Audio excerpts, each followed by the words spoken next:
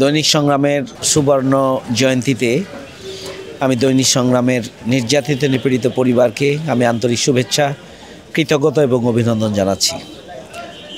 দৈনিক সংগ্রাম তার প্রতিষ্ঠা লগ্ন থেকে সংগ্রাম করে যাচ্ছে একটি সুখী সমৃদ্ধশালী বাংলাদেশ প্রতিষ্ঠার জন্য। এদেশের অধিকাংশ মানুষের মূল্যবোধ তথা ইসলামী চেতনাকে, দেশপ্রেমকে ধারণ করে এদেশের স্বাধীনতার সার্বভৌমত্বকে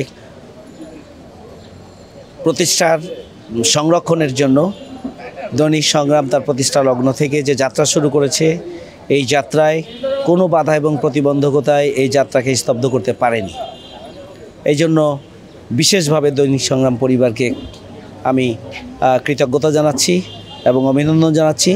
নতুন বাংলাদেশ বিনির্মাণের যে সময় এসেছে, অতীতে যেমনিভাবে দৈনিক সংগ্রাম আপসহীন ভূমিকা পালন করেছে, বস্তুনিষ্ঠ সংবাদ পরিবেশন করেছে, কোনো রক্তচক্ষুর কাছে মাথা নত করেনি, বাংলাদেশকে ফ্যাসিবাদ মুক্ত করার জন্য যেভাবে নিজেরা নির্যাতিত হয়েও দাঁড়িয়েছিল, আমি মনে করি যে আগামী দিনেও নতুন বাংলাদেশ বিনির্মাণে সব ধরনের অশুভ শক্তির বিরুদ্ধে দেশের সামগ্রিক কল্যাণে, জনগণের কল্যাণে এবং এদেশের অধিকাংশ মানুষের মূল্যবোধের সংরক্ষণের জন্য দৈনিক সংগ্রাম তার যাত্রা অব্যাহত রাখবে।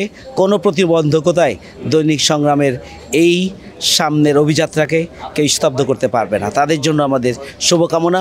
এদেশের 18 কোটি মানুষ দৈনিক সংগ্রামের আদর্শকে বিশ্বাস করে এবং 18 কোটি মানুষ দৈনিক সংগ্রামের সাথে আছে।